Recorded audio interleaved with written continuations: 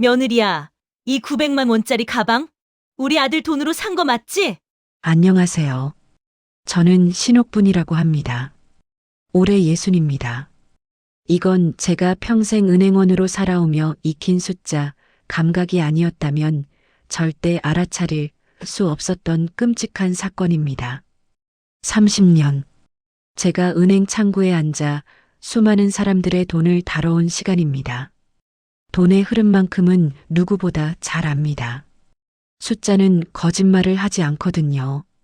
하지만 사람은 거짓말을 합니다. 그것도 아주 교묘하게요. 남편을 일찍 여의고 혼자 키운 아들 최건우. 그 아이는 제 인생의 전부였습니다. 대학 졸업 후 작은 카페 하나로 시작해서 지금은 서울 강남 일대에 프랜차이즈 5개를 운영하는 젊은 사장이 되었습니다. 얼마나 자랑스러운지 모릅니다. 며느리 임소영은 명문대 출신 세무사입니다. 지금은 강남의 개인 세무사 사무실을 운영하고 있죠. 처음 만났을 때부터 똑똑하고 당찬 인상이었어요. 어머님, 건우 오빠 세금 문제는 제가 다 알아서 할게요. 절세도 하고 사업 확장도 도와드릴 거예요. 그렇게 말하던 소영이를 얼마나 믿었는지 모릅니다. 전문가 며느리를 둔 덕분에 아들이 사업에만 집중할 수 있을 거라 생각했죠. 결혼 3년 차에 손주 지우까지 얻었습니다. 6살 난 지우는 제 삶의 기쁨이었어요. 할머니, 오늘 유치원에서 그림 그렸어요. 뭐 그렸는데? 할머니랑 나랑 아빠 그렸어요. 천진난만하게 웃는 손주를 안고 있으면 세상을 다 가진 기분이었습니다. 매주 일요일이면 아들네 가족이 제 집에 와서 저녁을 먹곤 했어요. 소영이도 그때는 밝게 웃으며 어머님 건강하시죠? 라고 물었습니다. 행복한 가족이었죠. 하지만 제가 얼마나 순진했는지요. 1년 전부터 뭔가 이상했습니다. 먼저 눈에 띈 건 손주 지우를 보는 횟수가 줄어든 거였어요. 예전에는 매주 일요일마다 손주를 데리고 왔는데 어느 순간부터 한 달에 한 번도 안 오더군요. 어머님, 요즘 너무 바빠서요. 지우도 학원 다니느라 시간이 없어요. 소영이는 그렇게 둘러댔지만 뭔가 석연치 않았습니다. 6살짜리 아이가 무슨 학원을 그렇게 많이 다닌다고요? 주말마다 아들의 카페에 들러보면 항상 손님들로 붐볐어요. 웨이팅 줄이 길게 늘어서 있었고 직원들은 쉴 틈 없이 바쁘게 움직였습니다. 분명 장사는 대박이었습니다. 건우야, 요즘 카페 장사 잘 되는 것 같더라. 엄마가 용돈이라도 좀 보태줄까? 엄마, 나 요즘 여유가 없어. 미안해. 아들의 대답은 언제나 똑같았습니다. 돈이 없다고요. 장사가 그렇게 잘 되는데 어떻게 돈이 없을 수가 있을까요? 30년간 은행에서 일한 제 본능이 뭔가 이상하다고 속삭였습니다. 건우야, 장사가 잘 되는 것 같던데 돈이 왜 없니? 혹시 무슨 문제라도 있는 거니? 엄마, 그게 요즘 재료비도 오르고 세금도 만만치 않아서요. 직원 월급도 올려줘야 하고 소영이가 절세는 해주는데 당장 쓸 돈은 좀 빠듯해요. 아들의 설명은 일리가 있었습니다. 하지만 제 머릿속에서는 계속 경보음이 울렸어요. 은행원으로 30년을 일하며 익힌 감각이 뭔가 틀렸다고 외치고 있었습니다. 더 이상한 건 며느리 소영이었습니다. 날이 갈수록 화려해졌어요. 어느 날 보니 새로운 수입차를 몰고 다녔고 손목에는 몇 천만 원은 하는 명품 시계가 반짝였습니다. 가방도 옷도 모두 명품이었죠. 소영아, 그 가방 새 거지? 예쁘다. 아, 이거요? 제 사무실 매출이 좋아서요. 어머님, 요즘 세무사 일이 잘 돼서 수입이 괜찮거든요. 웃으며 대답하는 며느리를 보며 저는 이상한 위화감을 느꼈습니다. 아들은 돈이 없다는데 며느리는 명품으로 치장하고 있다니. 둘이 똑같은 가정의 수입으로 살아가는 부부인데 이게 말이 되나요? 어느 날 저녁 아들네 집에 저녁 식사 초대를 받아갔습니다. 밥을 먹는 내내 소영이의 행동을 유심히 관찰했어요. 건우 오빠, 이번 달 5호점 매출 좋았대요. 그래, 얼마나 나왔는데? 정확한 숫자는 제가 나중에 정리해서 알려드릴게요. 오빠는 사업 운영만 신경 쓰시고 장부랑 세금은 제가 알아서 할게요. 며느리는 아들의 사업에 대해 구체적인 숫자는 절대 말하지 않았습니다. 항상 나중에 제가 정리해서라는 말만 반복했죠. 30년간 장부를 다뤄온 제 눈에는 이것이 명백한 정보 차단으로 보였습니다. 화장실을 다녀오는 길에 우연히 소영이의 서재문이 열려 있는 것을 봤습니다. 호기심에 살짝 들여다봤는데 책상 위에 서류들이 어지럽게 널려 있었어요. 그 중 하나가 눈에 띄었습니다. 건우 카페 5호점이라고 적힌 매출 장부였죠. 제가 잠깐 훑어본 숫자는 월 8천만 원 정도였습니다. 하지만 그 옆에 있던 세무신고 서류에는 5천만 원이라고 적혀 있었어요. 3천만 원의 차이. 이건 단순한 실수가 아니었습니다. 그날 밤 잠을 이룰 수가 없었습니다. 머릿속으로 계속 숫자를 되짚어 봤어요. 만약 한 매장에서 매달 3천만 원씩 차이가 난다면 5개 매장에서는 월 1억 5천만 원, 1년이면 18억 원이라는 거대한 금액이 어딘가로 사라지는 겁니다. 이건 실수가 아니라 의도적인 범죄였습니다. 다음 날 아침 일찍 저는 30년간 몸담았던 은행으로 향했습니다. 후배 민지를 만났어요. 민지는 지금 본점 여신 관리팀에서 일하고 있었습니다. 민지야, 내가 좀 급한 일이 있어서 그러는데 시간 좀 내줄 수 있니? 선배님 무슨 일이세요? 얼굴이 안 좋으신데요. 저는 상황을 설명했습니다. 민지는 심각한 표정으로 고개를 끄덕였어요. 선배님, 이건 단순한 가정 문제가 아니에요. 횡령이나 탈세일 가능성이 높아요. 일단 증거를 확보해야 해요. 사업체 통장 거래 내역, 실제 매출 장부, 세금 신고 내역을 비교해 보면 확실히 알 수 있어요. 그런데 선배님이 직접 확인하실 수 있나요? 건우가 제 아들이야. 제가 설득해 볼게. 민지의 조언대로 움직이기로 했습니다. 하지만 아들을 어떻게 설득해야 할까요? 며느리를 의심한다고 말하면 아들이 제 말을 믿어줄까요? 며칠을 고민한 끝에 저는 직접 아들네 집으로 향했습니다. 이번에는 확실한 증거를 찾아야 했어요. 소영이가 사무실에 간 오후 저는 아들에게 전화를 걸었습니다. 건우야, 엄마가 지우 데리러 갈게. 소영이가 바쁘다며? 엄마가 지우랑 놀아주고 싶어. 아들은 좋다고 했습니다. 지우를 데리고 집에 들어갔을 때 거실 소파 옆에 명품 쇼핑백 2개가 놓여 있었어요. 가방과 구두 상자였습니다. 호기심에 영수증을 확인했는데 가슴이 철렁했습니다. 가방 한 개에 580만 원, 구두 한 켤레에 320만 원, 합쳐서 900만 원이었어요. 그런데 더 충격적인 건 결제 날짜였습니다. 바로 전날이었거든요. 아들이 엄마한테 용돈도 못 드린다고 미안해하던 바로 그날, 며느리는 900만 원짜리 쇼핑을 하고 있었던 겁니다. 저는 그 영수증을 사진으로 찍어두었습니다. 며칠을 더 고민한 끝에 저는 아들에게 전화를 걸었습니다. 건우야, 엄마가 할 얘기가 있어. 오늘 저녁에 우리 집으로 올 수 있니? 혼자. 엄마, 무슨 일인데? 소영이는 안 데려와도 돼? 응. 오늘은 우리 모자끼리만 얘기하고 싶어. 아들의 목소리에서 의아함이 느껴졌지만 그래도 온다고 했습니다.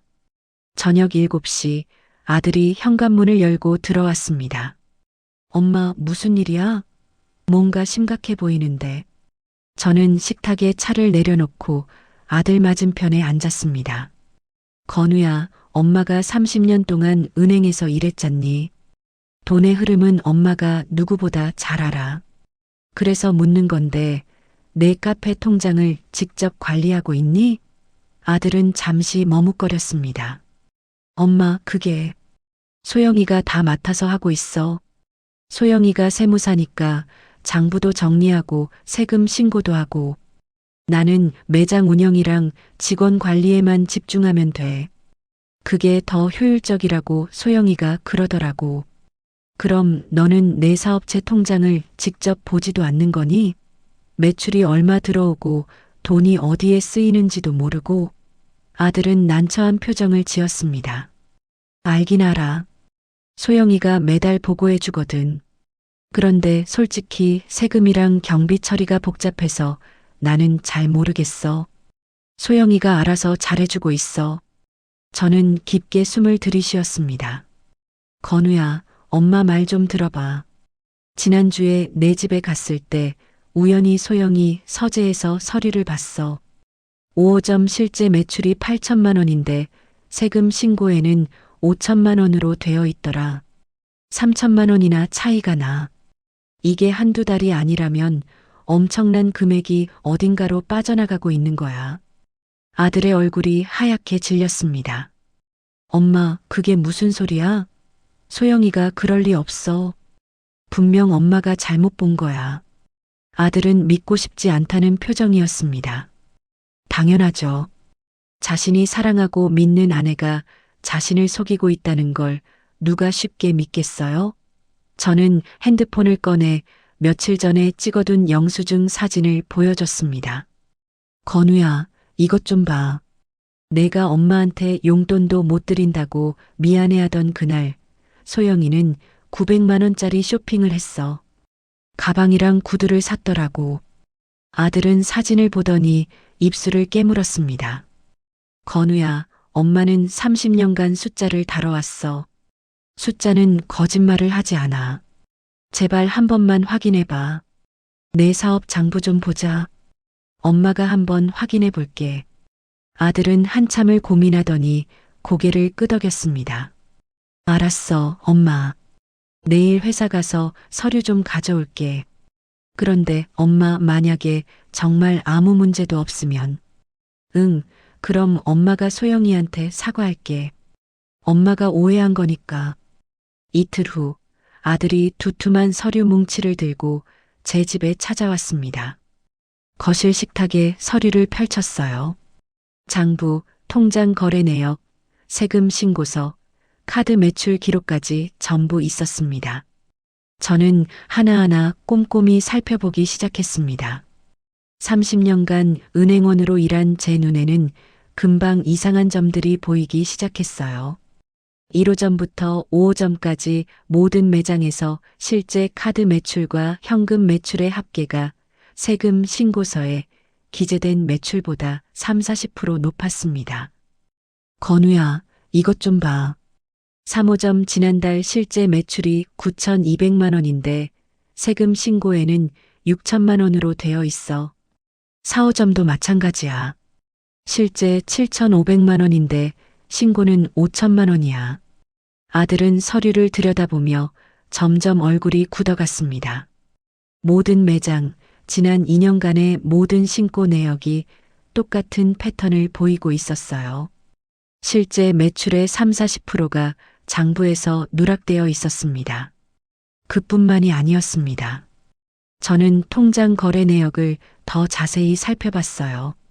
매달 규칙적으로 큰 금액이 빠져나가고 있었는데 그 항목이 모두 세무 컨설팅 비용이라고 적혀 있었습니다. 건우야, 이것 좀 봐. 매달 세무 컨설팅 비용으로 400만 원에서 600만 원씩 빠져나가고 있어. 세무사 비용이 이렇게 많이 나갈 수가 있니? 아들은 고개를 저었습니다. 엄마, 나는 그냥 소영이가 필요한 비용이라고 해서 그러려니 했어. 정확히 뭔지는 몰랐어. 엄마, 이게 대체 어떻게 된 거야? 건우야, 이건 횡령이고 탈세야. 그리고 내 명의로 신고된 거니까 나중에 세무조사 나오면 내가 책임을 지게 돼. 소영이는 세무 대리인일 뿐이고 법적 책임은 사업주인 내가 지는 거야. 아들은 머리를 싸쥐었습니다. 그때 아들이 갑자기 울먹이기 시작했습니다. 엄마, 사실은 소영이가 맨날 나한테 그랬어. 오빠는 사업 감각이 없다고, 숫자에 약하다고, 나 같은 전문가가 없으면 사업 망한다고. 그래서 나는 정말 내가 무능한 줄 알았어. 소영이가 다 알아서 해주는 게 고마웠어.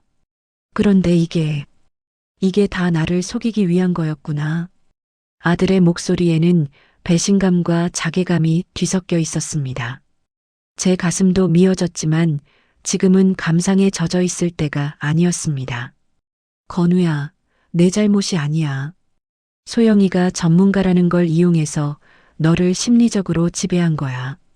이건 경제적 범죄이기도 하지만 정서적 학대이기도 해. 하지만 지금 우리가 해야 할 일은 명확해. 첫째, 소영이 명의 계좌를 추적해야 해. 그 돈이 어디로 갔는지 확인하는 거야. 둘째, 변호사를 선임해야 해. 셋째, 빨리 고소장을 내야 해. 늦으면 늦을수록 내가 불리해져. 며칠 후, 저는 은행 후배 민지의 소개로 금융범죄 전문 변호사를 만났습니다. 변호사는 제가 가져간 서류를 꼼꼼히 살펴보더니 심각한 표정으로 고개를 끄덕였어요. 이건 명백한 횡령이고 조세 포탈입니다. 임소영 씨 명의의 모든 계좌 거래 내역을 추적해야 합니다. 법원에 금융거래 정보 제공 명령을 신청하겠습니다. 변호사는 즉시 움직였습니다. 법원에 서류를 제출하고 금융감독원에 협조를 요청했죠. 2주 후 법원 명령으로 소영이 명의의 모든 계좌 거래 내역이 나왔습니다. 그 내용을 확인하는 순간 저는 분노로 온몸이 떨렸어요. 지난 2년간 총 8억 7천만 원이 소영이 명의 계좌로 빠져나가 있었습니다. 매달 꼬박꼬박 아들의 사업체에서 빼돌린 돈이 소영이의 계좌로 입금되고 있었던 겁니다. 그 돈으로 소영이는 명품을 사고 고급 차를 사고 주식에 투자하고 있었습니다. 건우야 봐. 이게 증거야. 내 사업체에서 빠져나간 돈이 고스란히 소영이 계좌로 들어가 있어. 아들은 컴퓨터 화면에 띄워진 거래 내역을 보며 울먹였습니다. 나를 이렇게까지 속이다니. 나는 소영이를 그렇게 믿었는데. 변호사는 더 이상 지체할 시간이 없다고 했습니다. 어머님, 이제 경찰에 고소장을 제출해야 합니다. 늦으면 늦을수록 증거인멸의 위험이 있습니다. 그날 오후 저희는 경찰서로 향했습니다. 경제팀 형사에게 모든 증거와 상황을 설명했어요. 형사는 서류를 검토하더니 고개를 끄덕였습니다. 사안이 중대하네요. 즉시 임소영 씨를 참고인 조사하겠습니다. 일주일 후 경찰이 소영이를 불러 조사했습니다. 처음에 소영이는 전부 부인했어요. 저는 세무 대리만 했을 뿐이에요. 사업주인 남편이 알아서 한 일이에요. 저는 몰라요. 하지만 증거는 명백했습니다. 소영이 본인 계좌로 돈이 입금된 기록, 소영이가 직접 작성한 이중장부, 소영이 명의로 구매한 명품들의 구매 내역까지 모든 것이 그녀를 가리키고 있었습니다. 결국 소영이는 긴급 체포되었습니다. 세무사라는 전문직 지위를 이용해 남편의 사업체에서 거액을 횡령하고 세금을 포탈한 혐의였죠. 체포 소식을 듣고 아들은 주저앉아 울었습니다. 엄마, 나는 정말 바보였어. 어떻게 이럴 수가 있어. 저도 가슴이 미어졌지만 아들을 꼭 안아주며 말했습니다. 건우야, 내 잘못이 아니야. 너는 사랑하는 사람을 믿었을 뿐이야. 잘못한 건 그 믿음을 배신한 소영이지. 너가 아니야. 재판은 6개월간 이어졌습니다. 첫 공판에서 검사는 소영이가 세무사라는 전문직 지위를 악용해 남편을 속이고 거액을 횡령했으며 국가에 납부해야 할 세금까지 포탈했다고 주장했습니다. 피고인 임소영은 2년간 체계적으로 피해자의 사업체 5개 매장 모든 장부를 조작했습니다. 실제 매출의 30~40%를 누락시켜 신고하고 그 차액을 본인 계좌로 빼돌렸습니다. 총 횡령 금액은 8억 7천만 원, 포탈한 세금은 2억 3천만 원에 달합니다. 검사의 목소리는 단호했습니다. 소영이 측 변호사는 남편도 알고 있었던 일이라고 주장했습니다. 피고인은 남편의 사업을 돕기 위해 절세 방안을 강구했을 뿐입니다. 최건우 씨도 이러한 사실을 알고 있었고 묵인했습니다. 하지만 2차 공판에서 아들이 직접 증언대에 섰습니다. 저는 아내를 완전히 믿었습니다. 장부며 통장이며 모든 걸 맡겼어요. 제가 매출이 얼마냐고 물으면 아내는 항상 나중에 정리해서 알려주겠다고만 했습니다. 구체적인 숫자는 한 번도 말해주지 않았어요. 세금이랑 경비 처리가 복잡하니까 당신이 알아서 하라고 했습니다. 저는 정말 몰랐습니다. 아들의 목소리는 떨리고 있었지만 진실했습니다. 3차 공판에서는 제가 증인으로 섰습니다. 저는 30년간 은행원으로 일했습니다. 숫자의 흐름을 보는 건 제 전문 분야입니다. 우연히 며느리 서재에서 본 장부와 세금 신고서의 숫자가 달랐고 그것이 이 범죄를 알아차린 시작이었습니다. 며느리는 제 아들을 무능하다고 세뇌하면서 모든 재정을 장악했습니다. 이건 단순한 횡령이 아니라 심리적 지배를 동반한 계획적 범죄입니다. 저는 제가 어떻게 이상함을 포착했는지, 어떤 과정으로 증거를 수집했는지 상세히 증언했습니다. 4차 공판에서 결정적 증거가 제출되었습니다. 소영이의 개인 노트북에서 발견된 엑셀 파일이었어요. 그 파일에는 실제 매출과 신고 매출, 그리고 차액을 빼돌린 금액이 매장별, 월별로 정리되어 있었습니다. 2년치 데이터가 빠짐없이 기록되어 있었죠. 이건 실수가 아니라 계획적 범죄라는 명백한 증거였습니다. 소영이 측 변호사도 더 이상 반박하지 못했습니다. 최종 변론에서 검사는 엄중한 처벌을 요구했습니다. 피고인은 세무사라는 신뢰받는 전문직을 악용했습니다. 자신의 배우자를 상대로 2년간 치밀하게 범행을 저질렀고 단 한 번도 반성하지 않았습니다. 이는 직업윤리를 저버린 중대 범죄이며 가정을 파괴한 악질적 행위입니다. 징역 7년을 구형합니다. 재판부는 2주간의 심리 끝에 판결을 내렸습니다. 피고인 임소영은 세무사라는 전문직을 악용하여 남편의 사업체에서 총 8억 7천만 원을 횡령하고 국가에 납부해야 할 세금 2억 3천만 원을 포탈했습니다. 피고인은 남편을 심리적으로 지배하면서 2년간 체계적으로 범행을 저질렀으며 그 죄질이 매우 불량하고 반성의 기미가 보이지 않습니다. 전문직 종사자로서의 신뢰를 저버렸고 가정을 파괴한 점을 고려할 때 엄중한 처벌이 불가피합니다. 이에 피고인에게 징역 6년, 벌금 5억 원을 선고합니다. 재판정을 나서며 아들이 제 손을 꼭 잡았습니다. 엄마가 아니었으면 나 정말 큰일 날 뻔했어. 평생 빚더미에 앉아서 살았을 거야. 아니야, 건우야. 엄마가 해야 할 일을 한 거지. 1년이 지난 지금 아들은 많이 회복되었습니다. 사업도 정상화되어 이제는 제대로 된 회계사를 고용해 투명하게 운영하고 있어요. 밀린 세금도 전부 납부하고 매달 꼬박꼬박 정확하게 세금을 내고 있습니다. 손주 지우는 제가 돌보고 있습니다. 아들이 사업에 집중할 수 있도록 평일에는 제가 지우를 데리고 유치원 보내고 돌봐주고 있어요. 할머니, 엄마는 어디 갔어? 엄마는 지금 잠깐 멀리 가 있어. 곧 올 거야.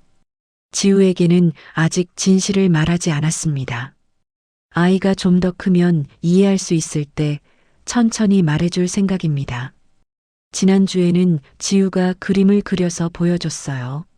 할머니, 나 가족 그림 그렸어.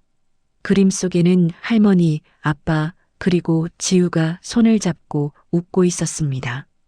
그 그림을 보는 순간 눈물이 났지만 참았습니다. 우리는 다시 행복해질 거예요. 천천히 하나씩. 며칠 전에는 아들이 제게 이런 말을 했습니다. 엄마, 나 이제 사람을 보는 눈이 생긴 것 같아. 그리고 숫자가 얼마나 중요한지도 알았어. 앞으로는 내 사업을 직접 관리할 거야. 매일 장부를 확인하고 매출을 체크하고 통장을 직접 들여다볼 거야. 다시는 누구한테도 내 인생을 맡기지 않을 거야. 아들이 다시 웃을 수 있게 되어 저는 정말 다행이라고 생각합니다. 숫자는 거짓말을 하지 않습니다. 그리고 진심도 숫자처럼 명확하게 드러나는 법이죠. 여러분, 제 이야기가 도움이 되셨다면 구독과 좋아요 꼭 부탁드립니다. 여러분의 소중한 가족을 지키는데 조금이나마 도움이 되었으면 좋겠습니다. 항상 숫자를 확인하세요. 그리고 아무리 가까운 사이라도 돈 문제만큼은 투명하게 관리하셔야 합니다. 전문가라고 해서 무조건 믿어서는 안 됩니다. 내 돈, 내 사업은 내가 직접 확인하고 관리해야 합니다. 감사합니다.